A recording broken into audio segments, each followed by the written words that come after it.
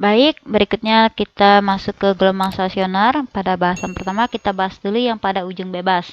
Karena seperti yang sudah disampaikan tadi bahwa gelombang stasioner ini ada dua jenis, ya pada ujung bebas dan juga pada ujung terikat. Nah, pertama-tama kita bahas yang ujung bebas dulu. Persamaan gelombang stasioner ujung bebas ini dapat diformulasikan sebagai YS. Nah, jadi S di sini maksudnya tuh stasioner ya, YS ya, ini stasioner maksudnya. Y sama dengan 2A cos KX sin K kali V kali T, atau bisa juga ditulis dengan 2A cos KX kemudian sin omega T. Nah, seperti itu ya. Kemudian untuk amplitudo gelombang stasionernya dinyatakan dengan persamaan AS sama dengan 2A cos KX. Jadi 2A cos KX ini adalah nilai yang ini. Nah, ya nilai dari persamaan simpangan tadi bisa dilihat di situ. Itu hubungannya ya. Inilah dia yang pada ujung bebas, persamaan simpangan maupun amplitudo untuk yang ujung bebas. Jadi 2A cos KX sin omega T. Nah, seperti itu. Nah, jadi pada ujung bebas ini kalau misalkan kita buat formulasinya, gambarnya. Jadi misalkan di sini untuk ujung bebas itu ujung yang satu di bagian sebelah kiri sini yang kita pegang, yang kita getarkan, yang kita gerakkan. Nah, ujung yang lainnya ini kita ikatkan pada balok atau tiang ya, kayu.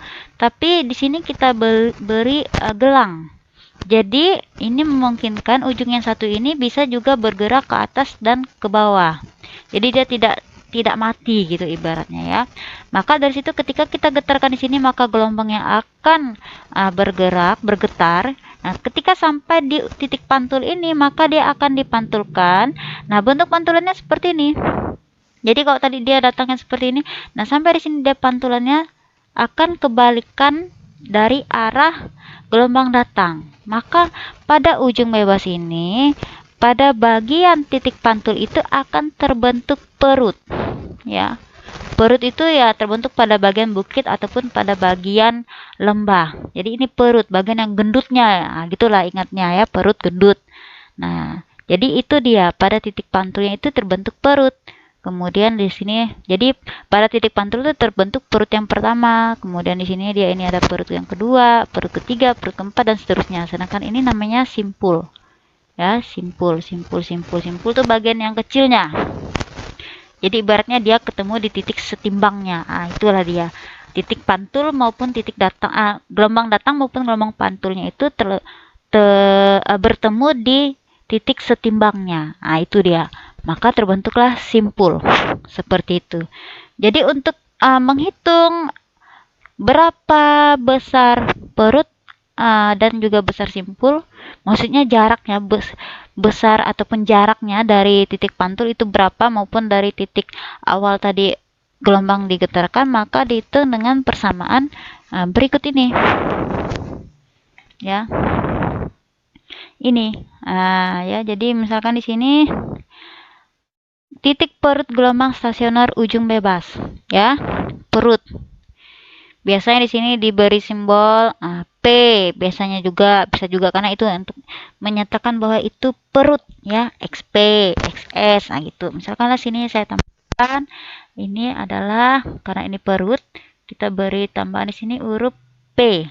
Nah, sedangkan ini untuk simpul maka kita beri huruf S. Jadi untuk bedakan ini titik perut atau titik simpul. Ya, titik perut gelombang stasioner ujung bebas ini dirumuskan dengan XP sama dengan N dikurang 1 dikali dengan setengah lambda. Ya, XP sama dengan N dikurang 1 dikalikan dengan setengah lambda. Nah, itu dia untuk yang posisi titik perutnya, XP. Yang mana bahwa nilai N itu dimulai dari 1, 2, 3, dan seterusnya. Ya, jadi perut tadi dia terbentuk di bagian titik pantul perut yang pertamanya ya. Maka dia di situ N-nya diganti dengan 1, perut pertama maksudnya. Jadi kalau N-nya 1 ini untuk yang perut pertama. Nah, kemudian N-nya kalau N-nya 2 berarti ini untuk yang kalau dia perut kedua. Kemudian kalau N-nya 3 berarti ini untuk perut yang ketiga. Nah, seperti itu. Kemudian untuk titik simpul gelombang stasioner ujung bebas ini bisa diletak kedudukannya. Jadi letak kedudukan ini dari ujung bebas dinyatakan dengan XS sama dengan 2N dikurang 1 dikalikan 1/4 lambda. Dimana bahwa N itu dimulai dari 1, 2, 3 dan seterusnya. Jadi kalau N-nya 1 ini untuk yang kalau kita menghitung titik simpul yang pertama. Kalau N-nya 2 berarti untuk yang titik simpul yang kedua. Kalau N-nya 3 berarti untuk titik simpul yang ketiga. Nah, seperti itu. Ya. Misalnya lah, kita mau hitung titik perut yang pertama dulu. Titik perut pertama ya. Ingat di sini N dikurang 1 dikali dengan setengah lambda ya. Maka kalau dia titik perut yang pertama, X1 sama dengan, maksudnya XP 1 sama dengan, nah N-nya diganti dengan 1. Nah gitu ya, 1 dikurang 1. Dikali dengan setengah lambda. 1 kurang 1, 0 kali setengah lambda ya, hasilnya lambda. Hasilnya 0. Ya. 0 dikalikan dengan berapapun hasilnya 0. Ya iya dong, kan tadi sudah ditampilkan di gambar. Jadi perut yang pertama itu terbentuk di titik pantul. Jadi jaraknya dari titik pantul itu masih sebesar 0 meter atau 0 cm. Nah gitu. Jadi ini acuannya dari titik pantulnya ya.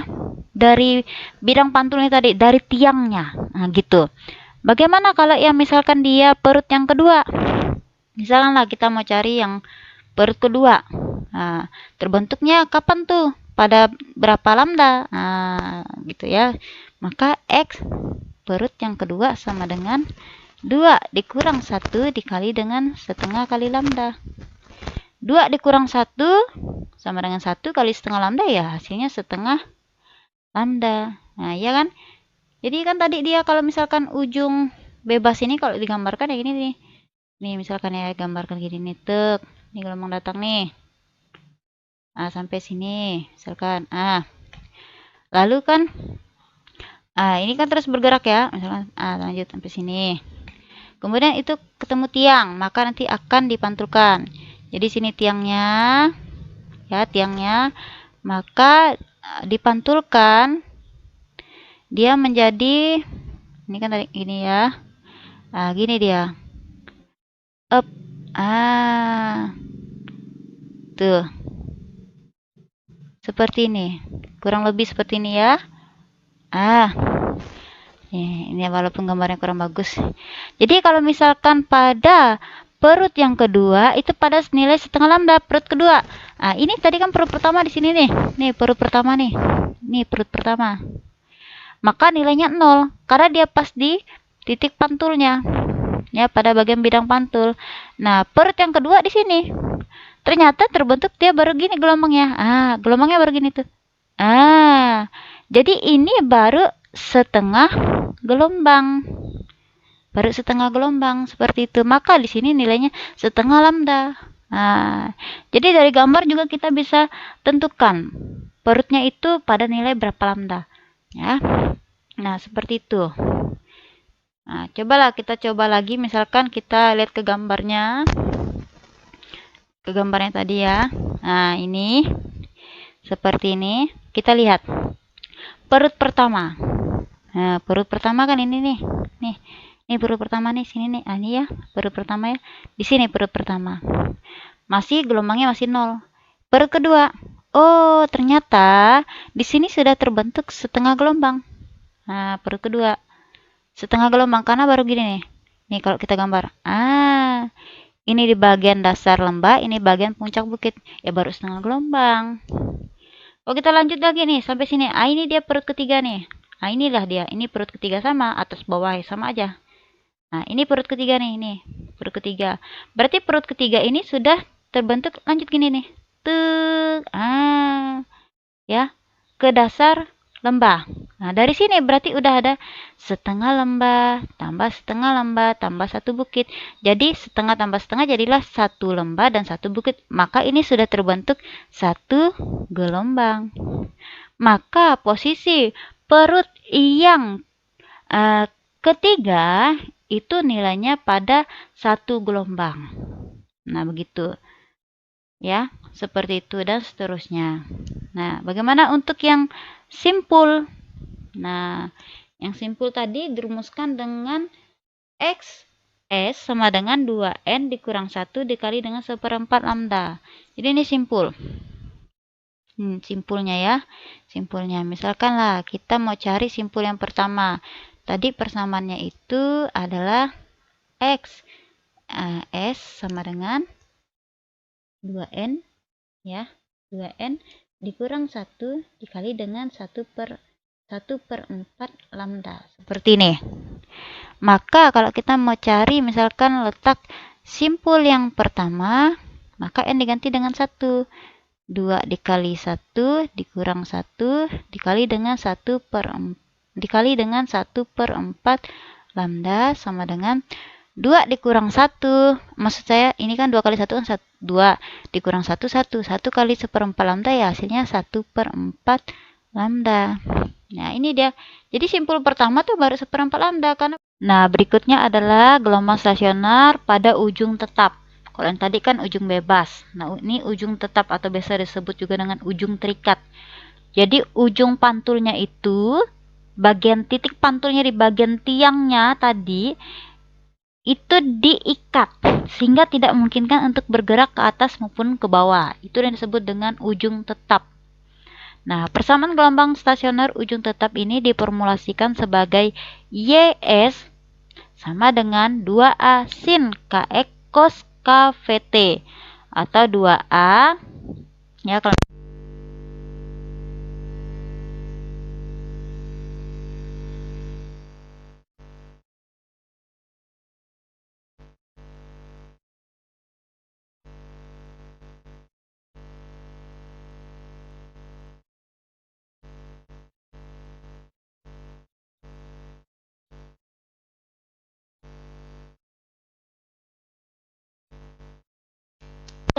ujung bebas tadi yang ini nih, ini cos. Yang ini sin. Jadi ini kebalikannya. Begitu pula dengan jarak titik simpul maupun titik perut dari titik